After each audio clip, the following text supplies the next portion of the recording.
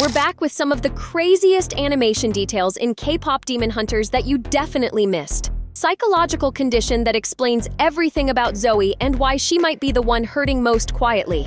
To Meera having what looks like a secret tattoo that disappears between scenes, to a detail in the final Honmoon scene that basically confirms the sequel. Oh, and we saved the best for last. The last one is going to change how you see the entire movie. Let's get into it. First up, and this one had us pausing like 10 times. During the spicy challenge scene, right before Meera climbs out of the ball pit, pause at the exact moment. Look at her left arm. There's a small detail on her skin, like a cluster of marks. But in the very next scene, gone.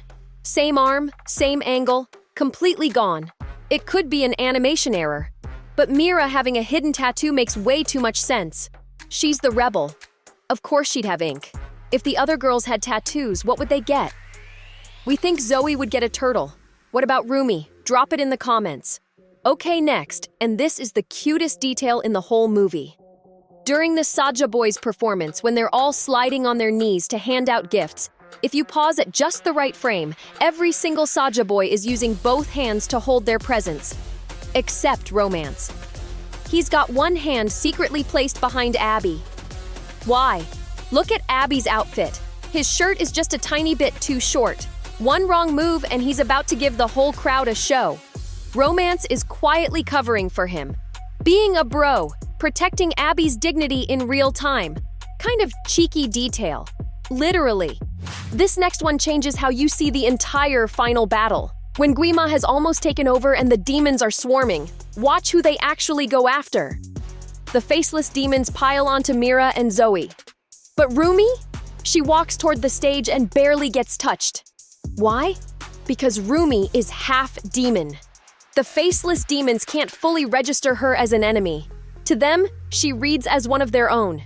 And the Saja Boys' attack formation has a gap, a slot left open for Gu, because they assumed he'd fight her.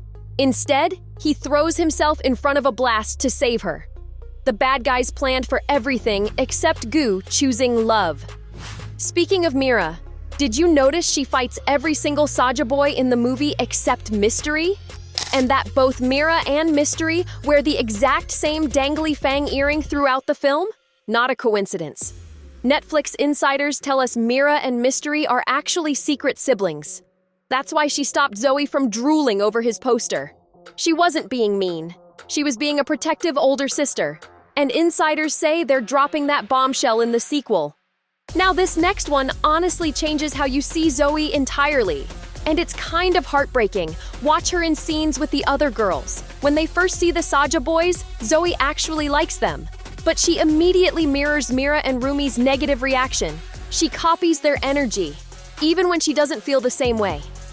That's not just Zoey being easygoing. That's a real psychological pattern called sociotropy. When you care so much about what others think that you stop showing up as yourself. You mirror people. You say yes when you mean no. Sound familiar? She rewrites the lyrics 12 times. She puts the girls first always. And the part that hurts?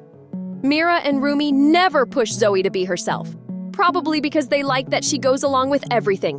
Zoey, the most outwardly happy girl on the team, might be the one hurting most quietly. More Zoey in the sequel, please. The character designers hid something inside each girl's accessories. Each Huntrix girl wears a nore, a traditional Korean pendant. Rumi's uses dark and light purple, two halves of who she is, human and demon. Zoey's has a turtle on it. Because of course. But Meera's? The girl with the death stare? Her nore is shaped like a heart, and look closely. It features Rumi and Zoey inside it. Under all that armor and attitude, Meera is walking around with her best friends literally over her heart. But we saved the best accessory for last. Throughout the entire movie, the golden music video, the final battle, every scene, Rumi is wearing the same bracelet on her left wrist. Zoom in. There are two padlocks on it. Padlock bracelets are a couple's thing, right? Two people, each holding the key to the other's lock. So naturally everyone assumed this was about Gu. Except Rumi has been wearing this bracelet since before she ever met him. Those two padlocks have nothing to do with romance. They represent Meera and Zoey, the two people she was locked to before Gu even existed. Her original ride or dies. Rumi has been quietly wearing her love for her best friends on her wrist this entire time, and nobody caught it. Okay, now we need to talk about the ending. Because there's a detail in the Honmoon scene that basically confirms the sequel isn't optional. It's necessary. At the end of the movie, the Honmoon that Huntrix creates is rainbow, not golden. In the mythology, the golden Honmoon is the permanent seal. Rainbow means temporary, incomplete. The creators put it right there in the colors. This team isn't done. The barrier isn't strong enough. They need more. And the colors that are missing? They match elements that don't exist in the current lineup. The creators hid the entire sequel premise in the color palette of one scene. This one made us pause for 20 minutes. In one scene, there's a brief shot of what looks like a family photo in the background, near Meera. At normal speed, you'd never catch it. But zoom in. Really zoom in. There are more people in that photo than you'd expect. Some fans spotted what looks like a brother figure. But look even closer. There's a third young person, smaller, partially hidden behind the others. If Meera's family is hiding more than one sibling, and if the sequel is about expanding Huntrix, the creators might have hidden the proof in a background frame that lasts less than 2 seconds. That's how they do things in this movie. Everything is hidden in plain sight. We saved this one for last, because once you see it, it changes everything. Back to the original storyboards, the character design sketches. In Rumi's origin sketch, there's her mother, a demon father in the shadows, baby Rumi. And right next to her, almost hidden, another baby. Same face, but the eyes are gold, not dark. Demon eyes on a newborn. A second baby cut from the final movie. Most people assumed she was a scrapped concept, an early draft. But think about what we just found. The Honmoon is incomplete. Meera's family has an extra person. The demons don't attack Rumi because she reads as one of them. The team is missing elements that don't exist yet. Does a scrapped concept explain all that? Or does a hidden character explain it better? A twin. Cut from the movie on purpose, saved for the sequel.